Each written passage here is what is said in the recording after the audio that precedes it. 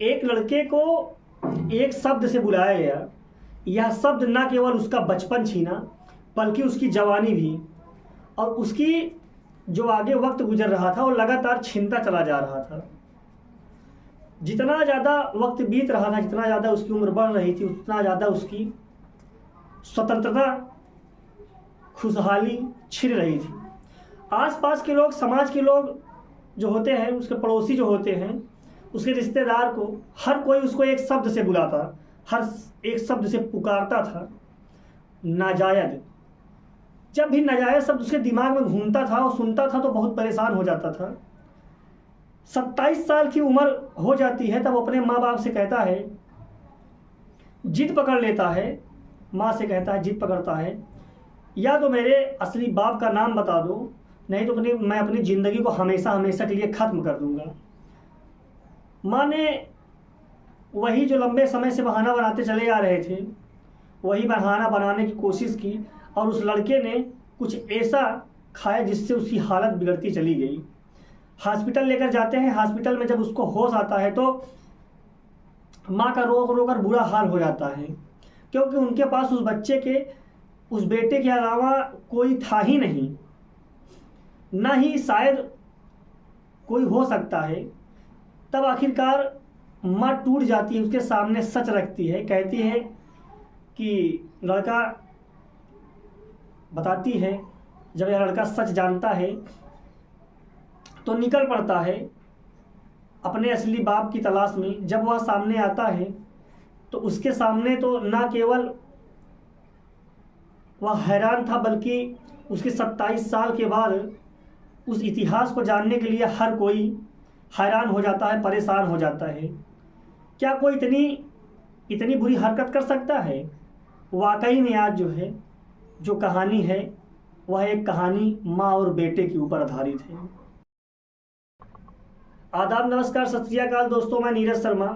आज की जो सच्ची घटना मैं आपको सुनाने जा रहा हूँ, यह सच्ची घटना उत्तर प्रदेश का एक जिला है शाहजहांपुर। शाहजहांपुर का एक इलाका लगता है सदर बाजार। यह घटना वहाँ की है। एक लड़का हरदोई से चलकर अपनी माँ की तलाश के लिए आया। उस जगह पर जाता है जिस जगह पर माँ रहती थी, लेकिन कभी वहाँ पता नहीं चलता कि यह तो बहुत पुरानी बात है। तभी वह रास्ता पूछते पूछते वो उत्तर सीधे लखनऊ, और लखनऊ में जाकर उसी स्थान पर पहुंचता है जहां उसकी मां मिलती है। मां सचमुच मिल जाती है। 27 साल बाद वह मां अपने बेटे को देखती है तो फूट फूट कर रोने लगती है। वही बात जो कुछ देर पहले सौताले माँ बाप से कही, जिन्होंने गोद लिया था, उन माँ बाप से कही, वही बात वो अपने असली माँ बाप से कहता है, बाप का नाम बता दो, नहीं तो मैं दुनिया से हमेशा हमेशा के लिए अपने आप को खत्म कर दूंगा। ये बात अपनी माँ से करता है। तो माँ कहती है कि सच जानकर तुम करोगे क्या?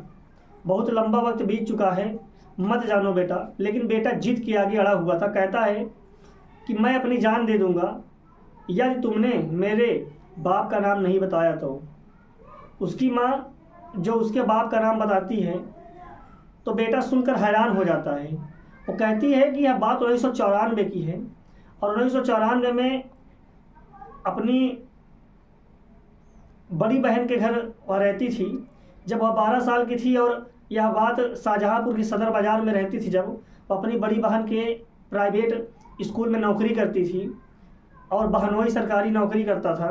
दोनों की सुबह अपनी निर्धारित समय से घर से निकल जाया करते थे, और इसी घर के पास में जहां उसके बहनोई और बहनोई रहते थे, पड़ोस में 2 सगे भाई रहते थे।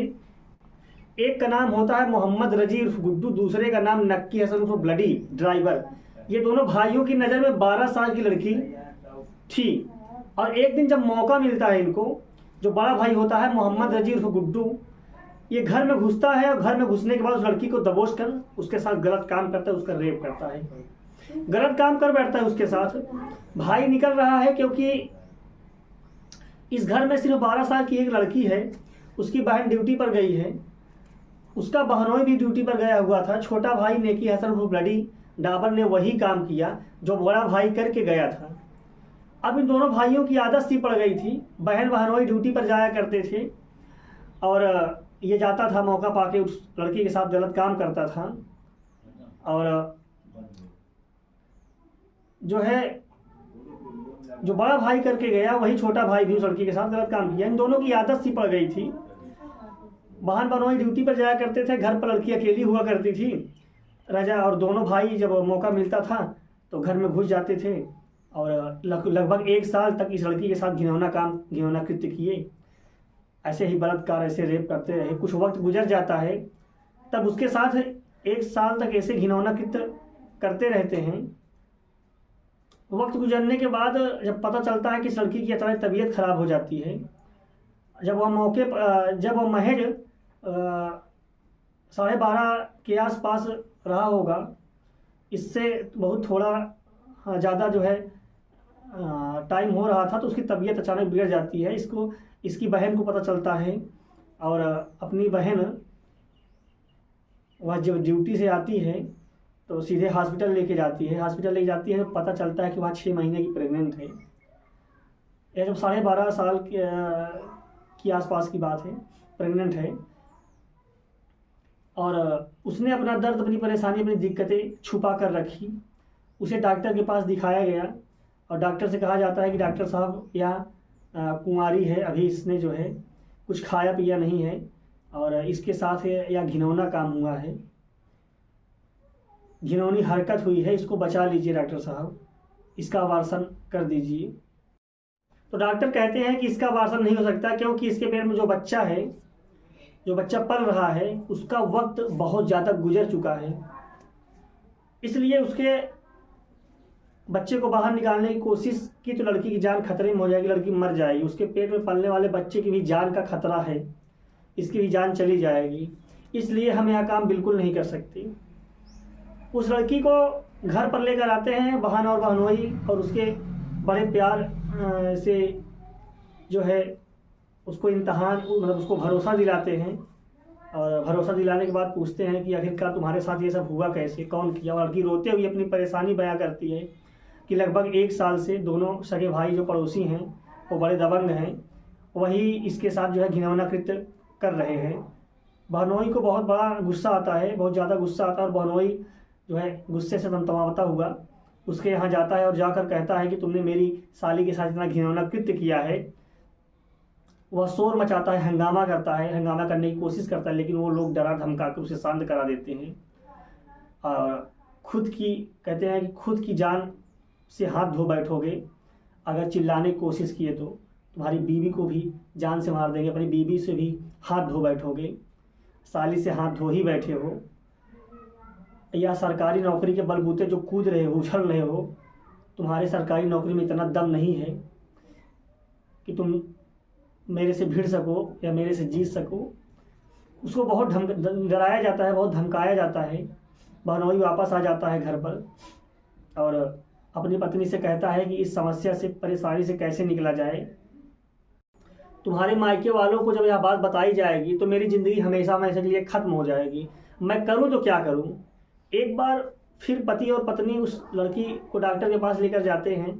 खैर डॉक्टर के पास ले जाने के बाद रोते हैं, गिर जाते हैं, अपनी समस्या का समाधान निकालने की कोशिश करते हैं। डॉक्टर साहब वही बात फिर से दोहराते हैं, कहते हैं कि लड़की को जान का खतरा है और यदि तुम इस बच्चे को पैदा होने से दिक्कत करोगे या इसे एबॉर्शन करवाओगे तो लड़की की जान चली जाएगी।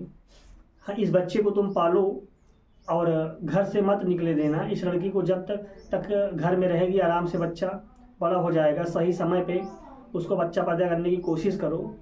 इसी बीच में जो है ऐसे माँ बाप की तलाश करूँगा जिनको औलाद नहीं होते हैं और जो अक्सर डॉक्टरों के इर्द गिर्द घूमते रहते हैं, चक्कर काटते रहते हैं।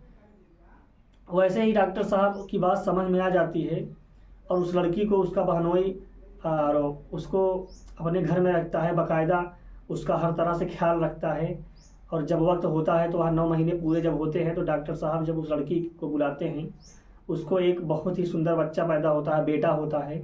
उधर बेटा पैदा होता है, होने पर 2 और 3 दिन बाद जो है लड़की को वापस उसके बहनोई के स्वरूप कर दिया जाता है। और बहनोई फैमिली, माता पिता जो है सब काफ़ी टाइम से जो है मिले नहीं थे एक दूसरे से।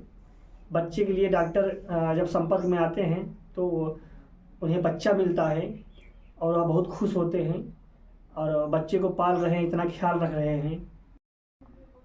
सब कुछ ठीक ठाक हुआ, बच्चा पैदा हो गया, लेकिन ऐसी बातें जो है किसी से छिपती नहीं हैं।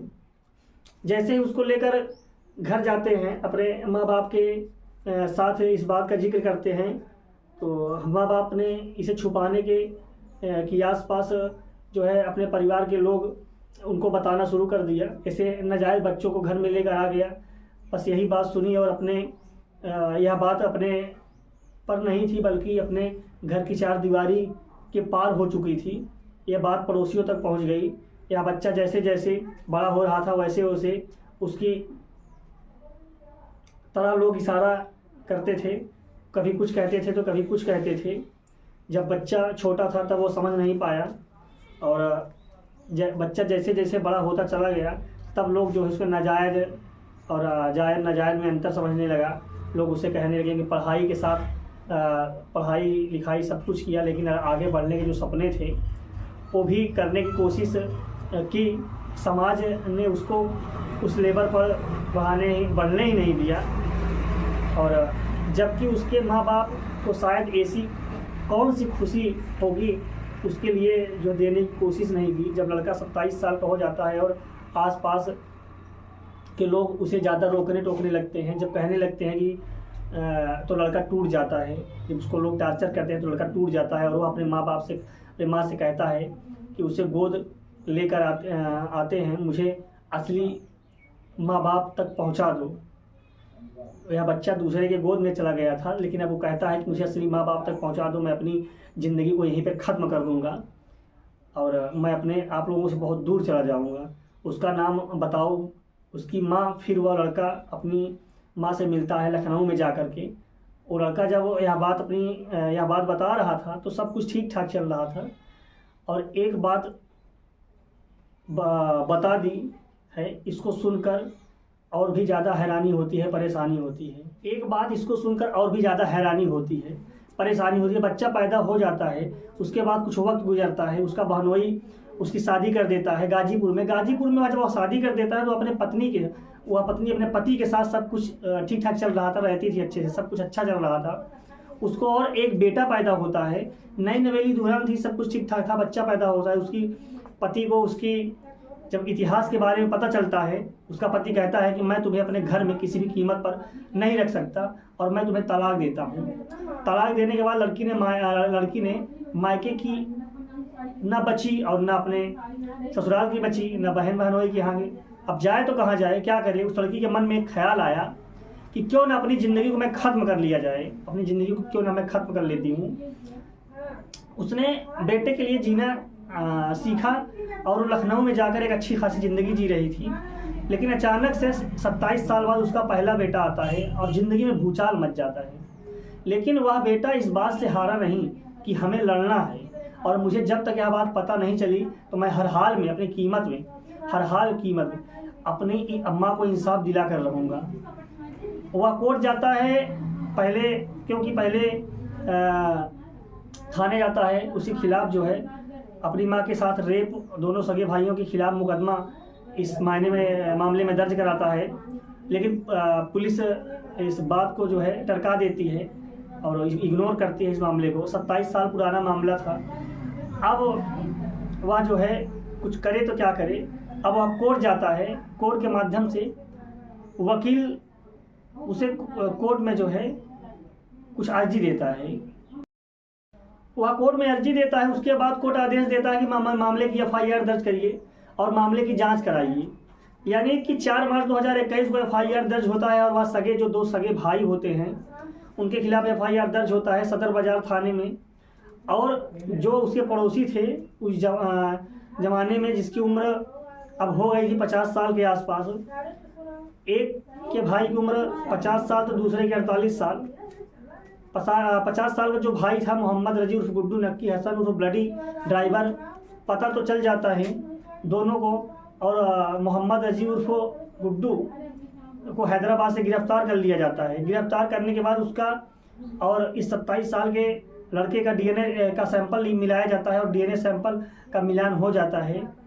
जब पुलिस उनसे अपनी तरीके से पूछताछ करती है तो वह सारी बात वही बताता है जो उस लड़की की माँ जो है बता चुकी थी। वह सचमुच उसकी बहन और बहनोई के जाने का इंतज़ार करते थे और जब मौका मिलता था तो लंबे समय तक दोनों जो है लगातार रेप किया करते थे। पुलिस ने जो मुख्य आरोपी होता है उसको गिरफ्तार करके जेल भेज दिया, लेकिन दूसरे की तलाश जारी है। कोर्ट की कोशिश है कि कम से कम समय में चार्जशीट लगाकर आरोपियों के विरुद्ध कड़ी से कड़ी कार्रवाई की जाए। और वाकई में दोस्तों जो है यह बहुत ही घिनौना, बहुत ही बड़ा पाप था। इस कहानी को सुनाने का उद्देश्य आपको परेशान करना नहीं, किसी का दिल दुखाना नहीं, किसी का हैरान करना नहीं है, बल्कि आपको जागरूक करना है, आपको सचेत करना है कि जहाँ भी रहें अपनी सुरक्षा स्वयं करें, सावधान रहें, सतर्क रहें, ऐसे दरिंदों से बचें जो आपको खतरा पहुँचा सकते हैं, जो आपकी इज्जत मान सम्मान पर आँच लाएंगे। इसलिए कहते हैं कि जहाँ भी रहे सुरक्षित रहें, अपना ख्याल रखें। जय हिंद, जय भारत।